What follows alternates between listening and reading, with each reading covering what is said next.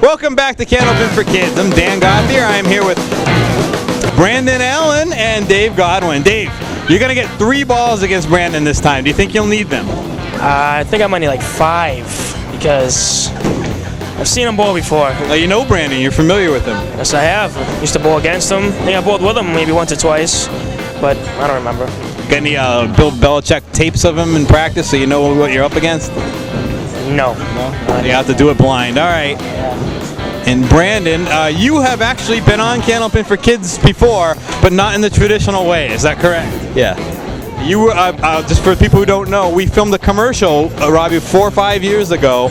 We needed a fill-in to play the kid sitting there staring at a pin and mentally knocking it down. And Brandon was our all-star. Did that launch your career in Hollywood?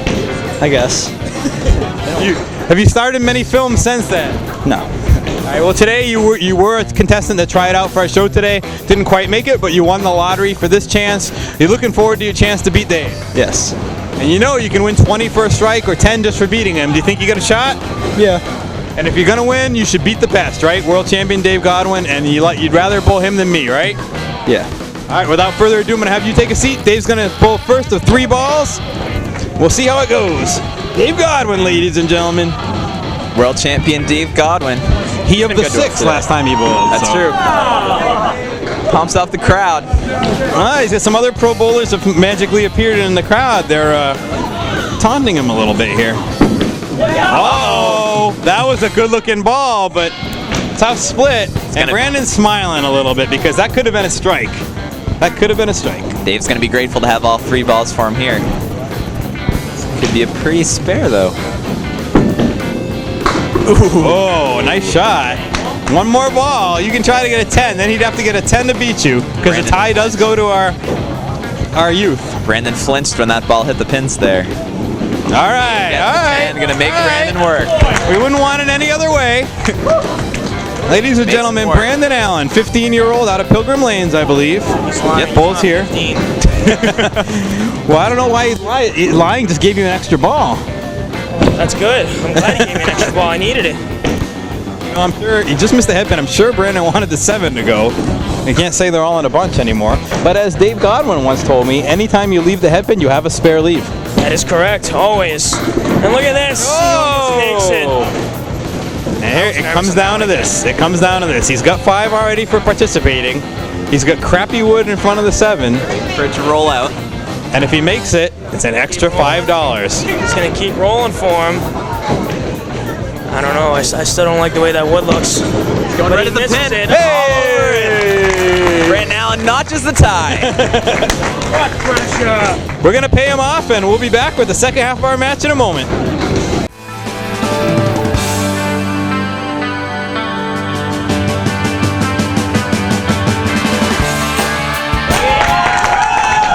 Here we go, second half underway. Amanda Banks sitting on a 27-pin lead. Alex O'Brien's going to be trying to chip into that. 67.5 for Amanda. That was a good year. A certain co-host was born that year. And we know it wasn't me, folks, so we'll let you do the deductions. No, surprisingly, our parents aren't that different in ages yet. We got a big gap. But Amanda gives that mark a good run. Alex trying to pick up a tough spare leave. That's rough when you're down a large amount and you put that first ball in the headpin and have something like that to look at. Oh, yeah. You try not to get disheartened, though. You just keep trying to throw it in the headpin.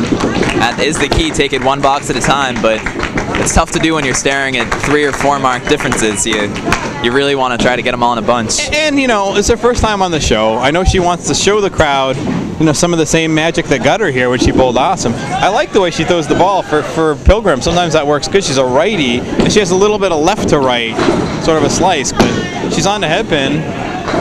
You know, some good drops like that one. She's been all over the headpin. Yeah, and again, it looked like it might have been a good drop, but even with the wood, this is not an easy leave. I'll take Amanda's. Thank you very much.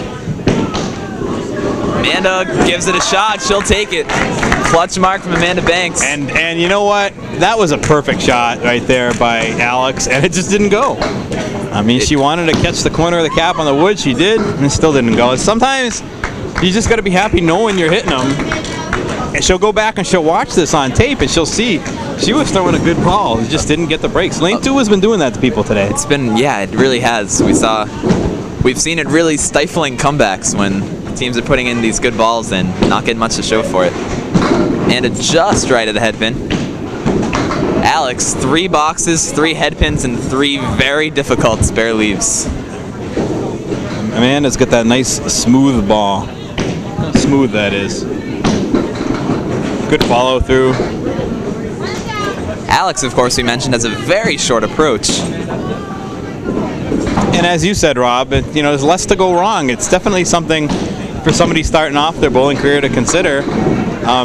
My approach probably is not a good example. I take like Absolutely 5 not. steps in there, and there's a lot of room for things to go wrong. I mean, when you've only got 3 steps, that's a lot fewer than 5 to misstep, to slip, to pick up too much speed going toward the lanes. I know I tried to shorten mine from 4 to 3 when I was about 15 or 16, and I don't know if I've seen any results, but Amanda buries that headpin. Hoping for a strike, halfway to the bowling balls if she gets one. Paramount always donates 2 sets of bowling balls for us, a pink set and a blue set for the boys and girls. And any double strike makes people eligible. Amanda will take her spare. Alex with her best spare leave of the half so far, and again a tough break. Put it on the headpin. That's right, Amanda Banks at 111 in a ball after 9. Another strong display here on Candlepin for Kids today. The scores have been up there. Yeah, you could tell that to anybody but Alex. I don't think she'd agree. She's had a lot of headpin hits, and I'm going to go out on a limb and say it's going to give her one here. I think she's going to bury one and get some results. It would certainly be justice after how she's been bowling up there. Maybe the high-low jack will. The great equalizer, that high-low jack. Another. She buried it, and she got a 3 on the headpin. 4 headpins out of 5 boxes. 158. And that one box she didn't hit the headpin, she was right on it on the second ball.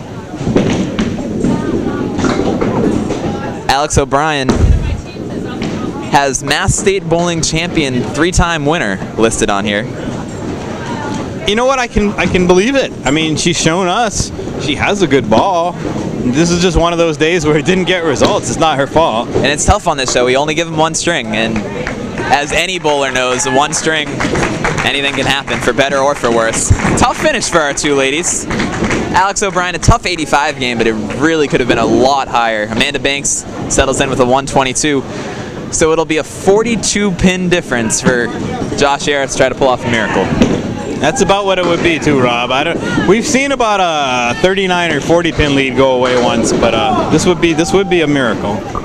Josh Yaratz, though, a bowler who has that powerful first ball, and if anybody could throw a few strikes together, he would definitely be on the list. And there's still stuff to bowl for. They're trying to bowl for seeding because the number 1 seed gives a distinct Josh advantage. All over it. And they're bowling for the double strikes, try to win some more prize money.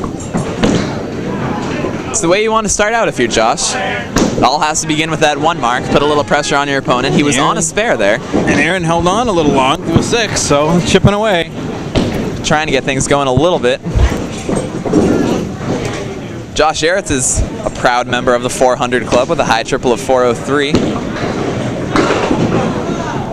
Going to need a 400-esque performance in this string to get things going. Well, it's down to 29 minus 6, 23 pins, so a few marks. You need 3 out of 4 probably. Aaron giving a nice big piece of wood cuts across the lane. That wood was flying, Rob. That definitely would have taken something. Josh going a little unconventional on that spare bid. A little magic 8-ball there. Aaron with a tough 8. Aaron, beautiful 10. Much like Alex O'Brien had a phenomenal day today, he hit his high single with a 156, and he did it in the 3rd string, so that must have jumped him 5 or 6 competitors into that 2nd place spot with a 352 qualifying score. Well, I think I know who it knocked out, Rob. I think it was Anthony Delmonico, who was seemingly cruising in for a 1st or 2nd place finish. Anthony with a tough 96, and he's 60 pins higher to just sneak by him. Pair of 9-pin drops in very different ways. With very different leaves, too. Double wood in front of this one. I'd rather have this one on 3, Robbie. Likewise, a little more to shoot at. Ooh. Does catch it. Yeah, that would, a little surprising. Well, Josh a little off. Tries playing the wood too, but unfortunately the wood was in the gutter. Not where I would have aimed on that one. I'm sure it wasn't where he did either. Amanda's thinking, you want advice where to play this? Let's turn around and ask. Don't be proud. Just spotted this. Josh Yaratz, high single, 183. What? No, we got to ask him about that in the interviews, right? Well, he listed his proudest accomplishment as a 183, so it certainly doesn't look like a typo. It's a heck of a string. And as I said, if anybody can string some strikes together, it's Josh. He's got that powerful first ball. Dare I say, Reno Jr.-esque. When you get some accuracy on it, it really can. Those big strings come. Aaron with an interesting shot that could go here. Not the one.